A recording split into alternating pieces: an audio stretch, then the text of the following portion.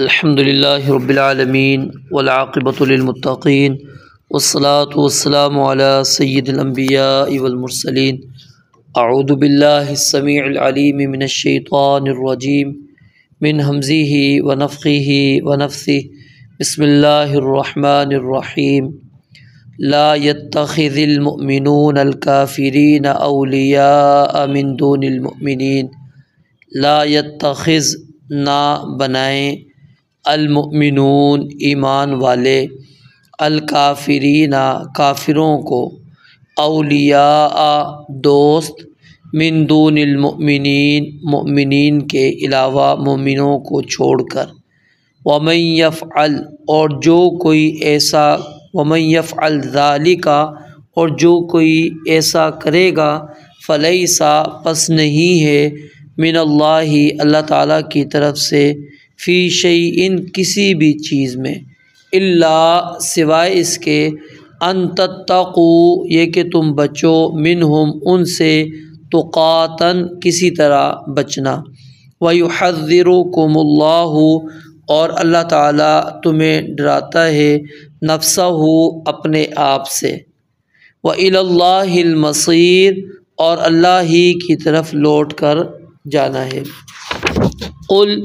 کہہ دیجئے ان اگر تخفو تم چھپاتے ہو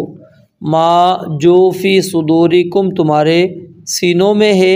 او تبدوہ یا اسے ظاہر کرو یعلمہ اللہ اس کو اللہ تعالیٰ جان لے گا ویعلم اور وہ جانتا ہے ما فی السماوات و ما فی الارض جو کچھ آسمانوں میں ہے اور زمین میں ہے واللہ علی کل شیء قدیر اور اللہ تعالیٰ ہر چیز پر پوری طرح قادر ہے یوم جس دن تجد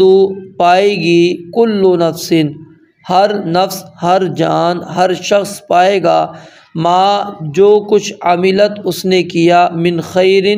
بھلائی میں سے محضرن سامنے وما اور جو عملت اس نے کیا من سوء برائی میں سے تودو کاش کے تودو وہ چاہے گا لو کاش ان بینہا بے شک اس کے درمیان وبینہ اور اس کے درمیان امدم بعیدن ایک دور کا فاصلہ ہو بہت دور کا فاصلہ ہو ویحذرکم اللہ اور اللہ تعالیٰ تمہیں ڈراتا ہے نفسہ اپنے آپ سے اپنی نفس سے واللہ رؤوف بالعباد اور اللہ تعالیٰ بندوں سے بے حد نرمی کرنے والا ہے۔ اللہ رب العالمین نے گزشتہ آیات کے اندر اس چیز کو بیان فرمایا تھا کہ اکیلا بادشاہ اللہ تعالیٰ ہے،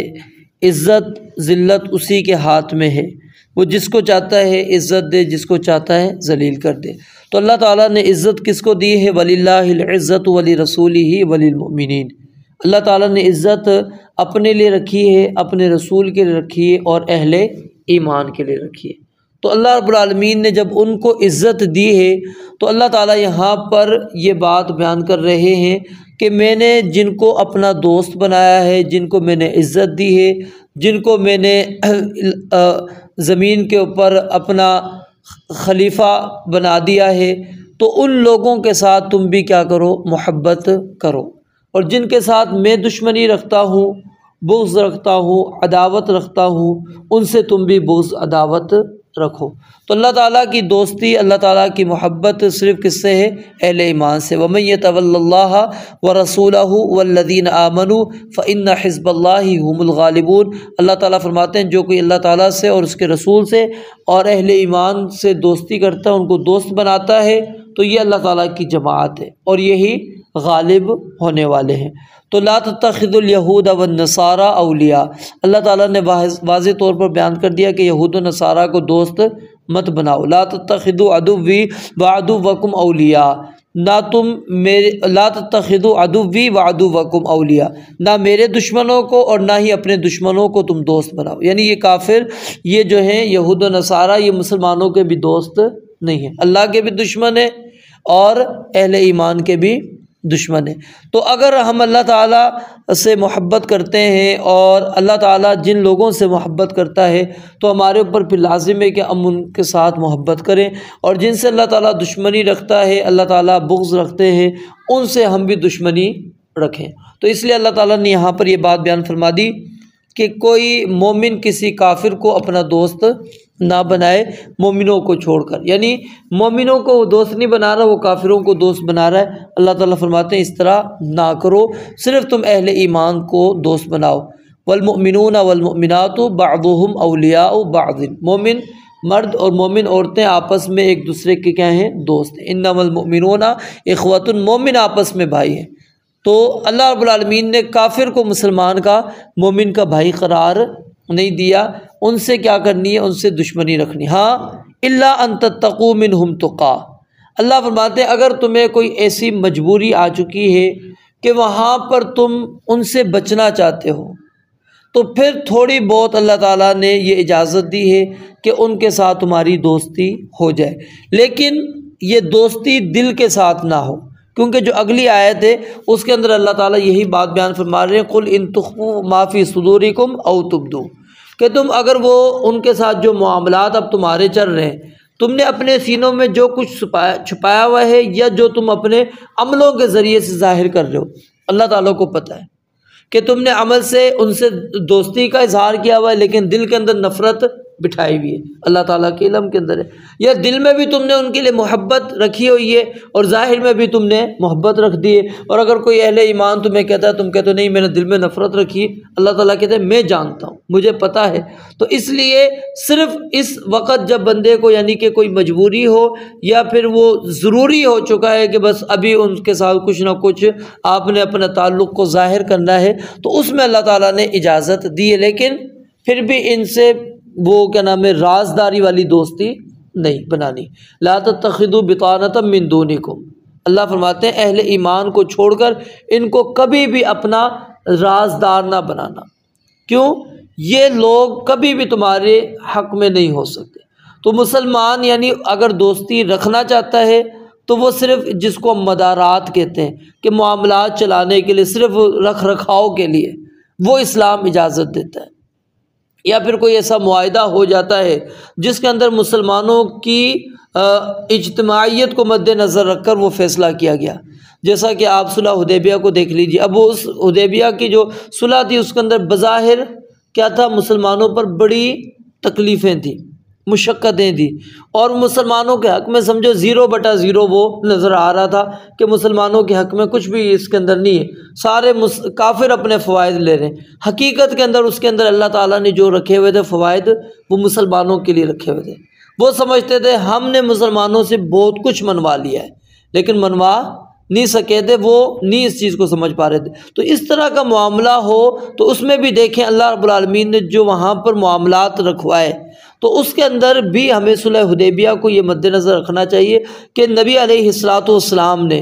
جہاں پر مسلمانوں کی اجتماعیت کو دیکھا کہ مسلمانوں کی مصلحت کیا ہے، یہاں پر ان کے لیے خیر خواہانہ فیصلہ کیا ہے،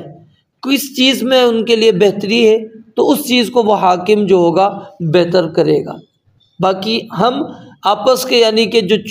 نچلے درجے میں ہیں اس میں یاد رکھیے، کیونکہ ہماری کوئی ایسی مجبوری نہیں ہوتی کہ کسی مسلمان کی کسی کافر کے ساتھ ایسی معاملات ہو، نہیں، یہ اوپر والے لیول پر ہوتے ہیں معاملات، تو ان کو ان چیزوں کا لحاظ رکھتے ہوئے اور دل کے اندر ان کے خلاف بغض ہونا چاہیے، عداوت ہونی چاہیے، ان کو اپنا دشمن ہی سمجھنا چاہیے، کبھی بھی ان کو اپنا دوست خیر خواہ بالکل نہ سمجھیں، ٹھیک ہے؟ تو جو نچلے معاملات ہیں اس میں ہمیں اسلام جو ہے وہ یہی کہتا ہے کہ اس کے اندر بھی آپ جتنا ان سے بچ سکتے ہیں ان سے دور رہے، ان سے دوستیاں نہ بنائیں، کیونکہ اصل میں کیا ہوتا ہے، دوستی کا بڑا ایک اثر ہوتا ہے۔ جب آپ ظاہر ہے ان کے ساتھ دوستی لگا لیں گے اور رازدار اس کو بنا لیں گے تو پھر آپ اسلام کے اوپر عمل پیرا نہیں ہو سکتے،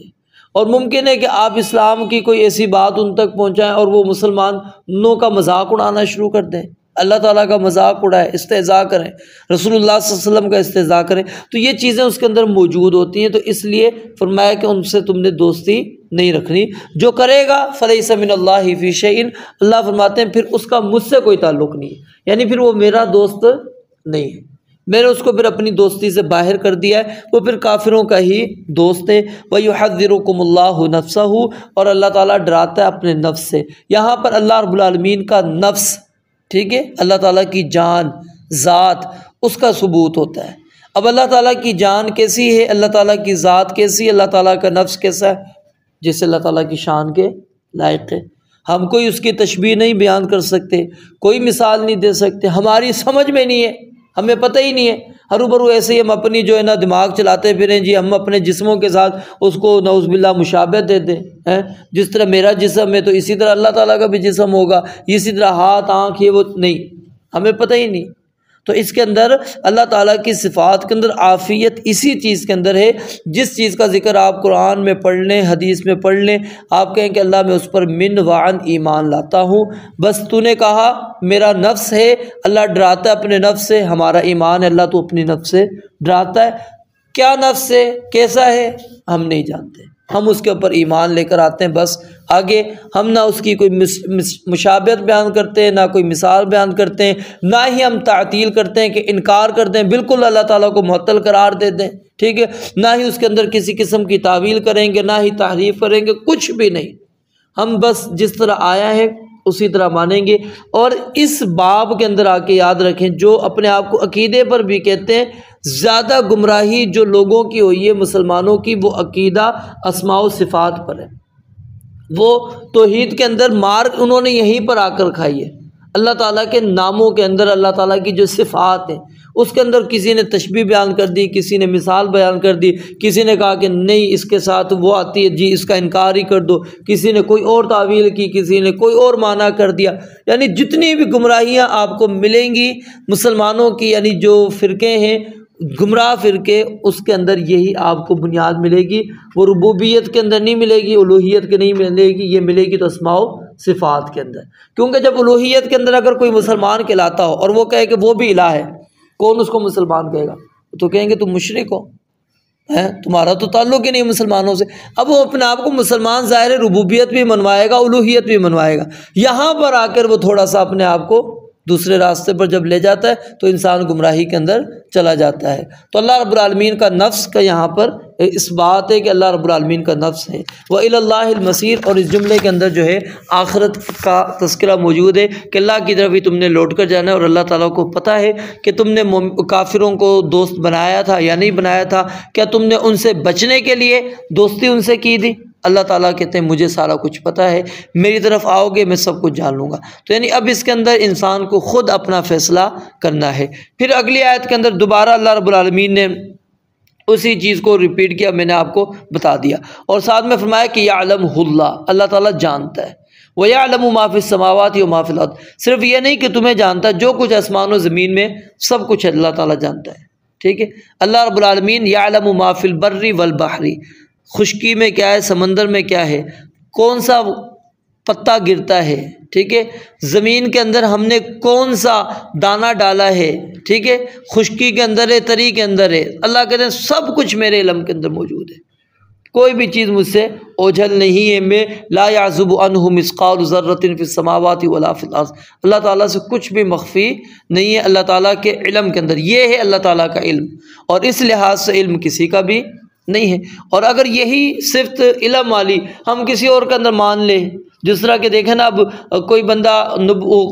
غیب کا دعویٰ کرتا ہے، کیوں نبی علیہ الصلوۃ والسلام نے فرمایا کہ جو بندہ اس کے پاس جاتا ہے اس نے اللہ کے دین کا، شریعت کا انکار کر دیا، جو میں لے کر آیا ہوں، جو مجھ پر نازل کیا گیا اس کا انکار ہے۔ کیوں؟ کیونکہ وہ اس کو غیب دان سمجھ رہا ہے کہ وہ جی غیب کے بارے میں خبریں دیتا ہے، مستقبل کے بارے میں وہ جانتا ہے۔ اللہ رب العالمین جانتے ہیں قُلْ لَا يَعْلَمُ مَنْ فِي السَّمَاوَاتِ وَالْأَرْضِ الْغَيْبَ إِلَّا اللَّهُ،